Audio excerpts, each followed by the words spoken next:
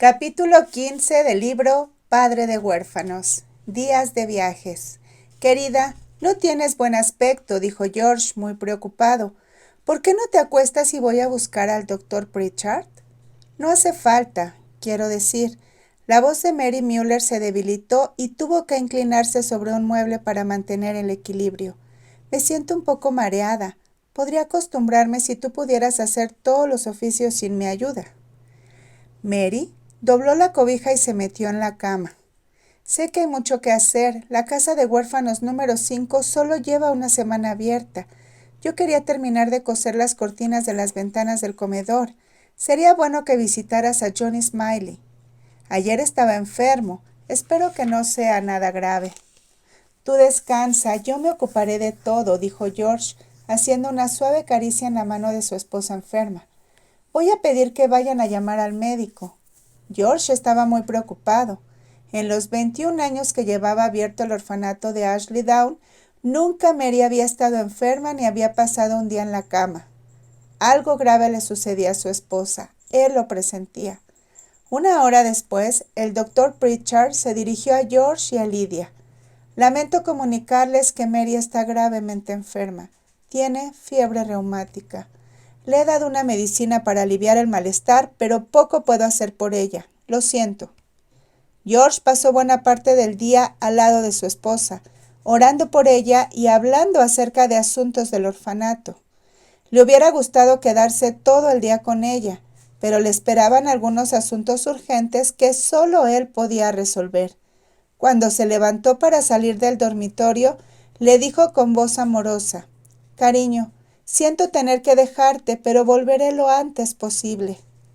Mary se volvió hacia su esposo y con gozo en el rostro replicó: «Me dejas en compañía del Señor Jesucristo». Al día siguiente, domingo 6 de febrero de 1870, Mary Mueller falleció, dejando a George, a Lydia y a 2000 huérfanos. 5 días después, George Mueller presidió el funeral que se celebró en la capilla Bethesda. Habló del amor que Mary tenía por los huérfanos y del cuidado que les había proporcionado durante 34 años. Predicó un corto mensaje basado en el Salmo 119:68. Bueno eres tú y bienhechor. No hubo ojos de los que no corrieran lágrimas cuando George terminó de dar gracias a Dios por haberle concedido una esposa tan maravillosa. El funeral fue uno de los más multitudinarios que Bristol jamás hubiera visto. Miles de personas que no pudieron entrar a la capilla esperaron afuera en silencio para acompañar luego el féretro hasta el cementerio. Después del funeral se recibieron cientos de cartas de adultos que habían vivido en el orfanato durante su niñez. Muchos de los remitentes expresaban su amor por Mary y los recuerdos compartidos de Wilson Street y Ashley Down. Una mujer escribió: «Yo solo era una pequeña por aquel entonces y todavía me siento niña cuando pienso en Ashley Down. Era un lugar hermosísimo y desde entonces no había ningún otro sitio más querido para mí». Otro joven escribió: «Es cierto que nunca conocí a mis padres, ni conocí lo que era amarles, pero sé lo que es amarte a ti, George, y a ella, Mary Mueller. Lamento su pérdida de todo corazón. Sé que le echarás de menos todos los días». George fue consolado por todas aquellas cartas y muchas otras similares, pero no pudo evitar echar de menos a Mary cada día. La echaba de menos en los tiempos de oración matutina conjunta, en las visitas diarias a los niños enfermos, en los reportes que ella le daba acerca de su estado de salud y de gozo que sentía enseñando a las niñas los bordados nuevos o meciendo los bebés hasta cuando se quedaban dormidos. Las casas de huérfanos no eran las mismas sin Mary. George llegó a la conclusión de que sería mejor que éstas fueran dirigidas por un matrimonio que por un viudo de 65 años. George y Mary habían orado frecuentemente por un posible sustituto para dirigir el orfanato, y hacía mucho que estaban de acuerdo en que esas personas debían ser Jim y Annie Wright. Los Mueller habían conocido a Jim durante 25 años desde su adolescencia. En los últimos 12 años, Jim había colaborado con George en la dirección de la institución para el conocimiento de la Biblia en el país y en el extranjero, y había demostrado ser un trabajador esforzado, amable y fiel. Una vez desaparecida Mary, George sintió que había llegado el momento de pedir a Jim Wright que considerara la posibilidad de ser su sucesor, y en ese momento le comentó algunas de las responsabilidades que acarreaba la dirección del orfanato. Al principio, Jim rehusó inclinarse a la mera idea de pensar en ello, pero después de varios meses, él y su esposa Annie acordaron que debían dar un paso adelante y aceptar la tarea. Al poco tiempo de haber tomado la decisión, Annie murió de una enfermedad repentina, lo cual dejó a 2 viudos a cargo del orfanato. Gracias a Dios, Lydia Müller asumió muchas responsabilidades que antes recaían sobre su madre. Y al lado de George y Jim, todo funcionó bien. Los 3 se repartieron el trabajo. Entonces, algo hermoso sucedió. Jim Wright y Lydia Müller se enamoraron. 18 meses después de la muerte de su esposa, Jim se casó con Lydia en la capilla Bethesda. Lydia tenía 39 años y Jim 45. Fue un día gozoso, aunque cayó sobre Lydia una leve sombra de culpabilidad por dejar a su padre solo en la casa de Paul Street, donde había vivido siempre la familia. Lydia no tuvo por qué preocuparse. Cuando su padre vio lo felices que eran Jim y su hija, decidió también casarse. Él había conocido a Susanna Sangar desde hacía más de 25 años, cuando ella comenzó a asistir a la capilla Bethesda. Ahora Susanna tenía 43 años y George creyó que sería una buena esposa y compañera de trabajo. Susanna era tan íntegra como lo había sido Mary. Cuando George le pidió casarse con él, ella aceptó de buena gana. Se casaron el 30 de noviembre de 1871, 2 semanas después de la boda de Lydia. Susanna Müller era 21 años más joven que su marido y rebosaba de energía. Entonces George comprendió que tenía demasiadas responsabilidades. Dado que Jim y Lydia eran capaces de dirigir el orfanato, George creyó que había llegado el momento de dedicar más atención a otros proyectos. Él era reconocido como excelente predicador en el sur de Inglaterra y había sido invitado muchas veces a predicar en algunas de las reuniones más importantes de aquel tiempo. En la primavera de 1875, George y Susanna iniciaron una breve gira de predicación por Inglaterra. Aunque George había cumplido los 70, tenía mejor salud que nunca. Predicó en la congregación de Charles Spurgeon, en el famoso tabernáculo metropolitano. Predicó en reuniones al aire libre en las capillas de los hermanos y en otras iglesias del país. En todo lugar que visitaba, la gente quería saber si era realmente verdad que apoyaba a 2,000 huérfanos y que nunca pedía ni un penique a nadie, solo a Dios. A George le encantaba contarles historias de provisiones milagrosas y asegurarles que verdaderamente Dios responde a la oración. La gira alcanzó tanto éxito que los Müller emprendieron una segunda, esta vez por Escocia. Cuando regresaron a Bristol, Lydia mostró inquietud por la salud de su padre, preocupada de que se hubiera fatigado en extremo. Pero lo contrario era cierto. George volvió con renovadas fuerzas, listo para emprender nuevos compromisos. El siguiente viaje misionero le llevó hasta otras partes de Europa, en donde por primera vez en 31 años pudo predicar en su idioma nativo. Dondequiera que George predicaba se reunían grandes multitudes. En Berna, Suiza, acudieron 2,000 personas a escucharle.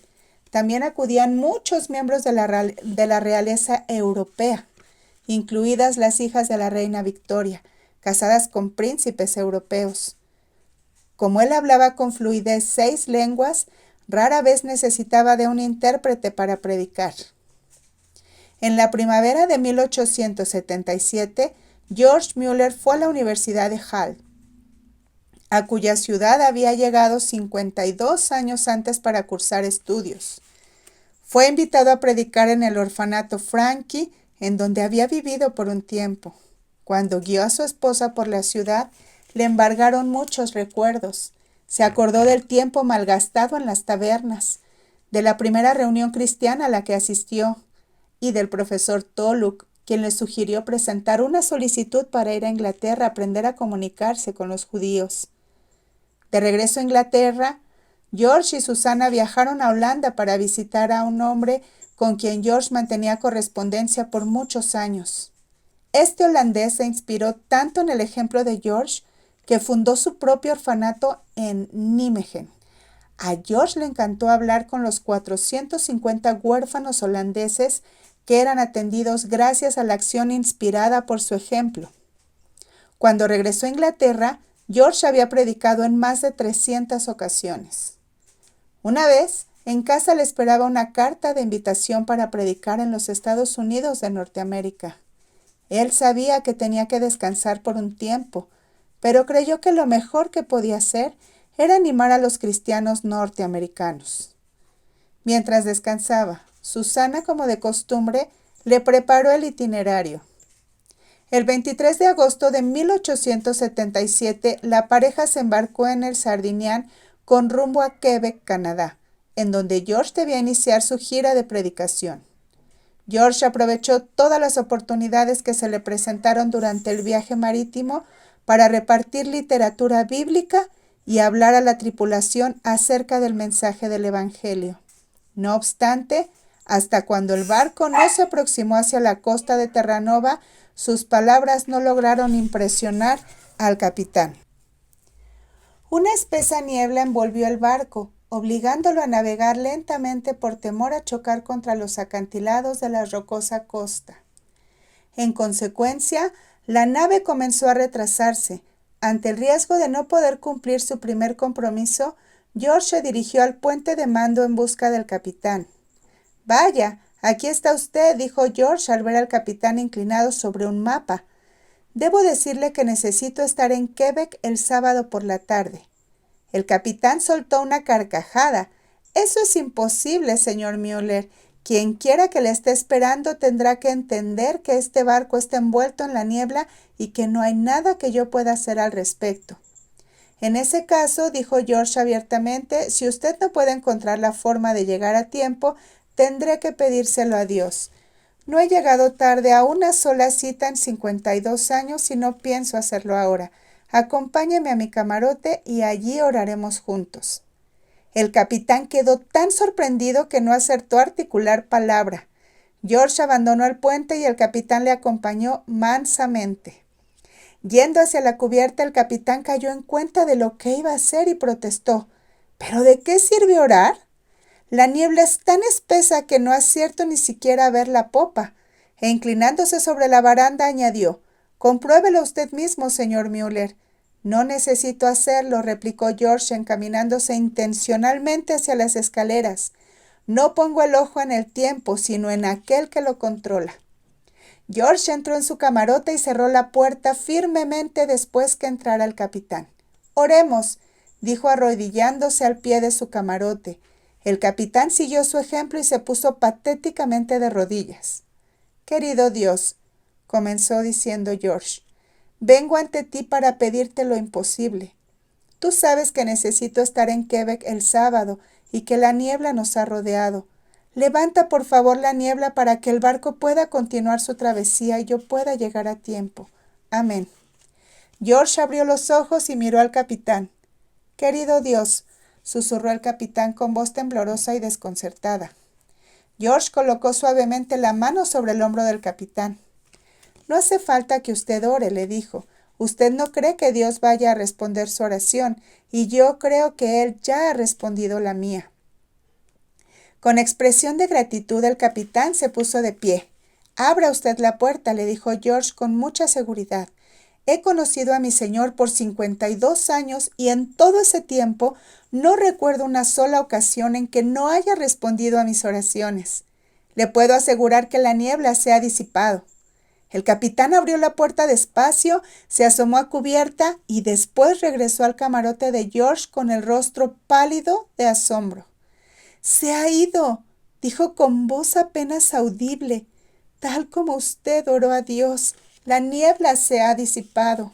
Y así fue efectivamente, no quedaba ni rastro. Al día siguiente, el Sardinian atracó en Quebec. pero no sin que antes el capitán se hubiera convertido al cristianismo. Finalmente, George desembarcó y dispuso el tiempo suficiente para poder asistir a su primera predicación. Desde Quebec, el matrimonio continuó su viaje por la costa este de los Estados Unidos de Norteamérica. George predicó unas 50 veces en la región de Nueva York. En Chicago predicó en el famoso tabernáculo Moody, donde se congregaron 7,000 personas para escucharle.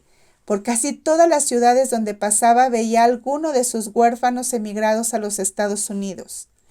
El 10 de enero de 1878, a las 9:30 de la mañana, George y Susana Müller tenían una cita que no querían perderse. Debían asistir a la Casa Blanca para entrevistarse con el presidente de los Estados Unidos.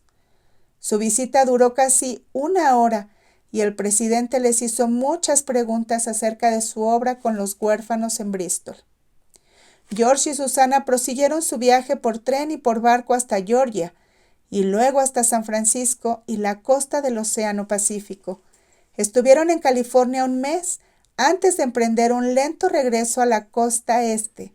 El 27 de junio, al embarcarse en el Adriático, rumbo a Liverpool, había recorrido casi 20,000 millas y habían predicado más de 300 veces.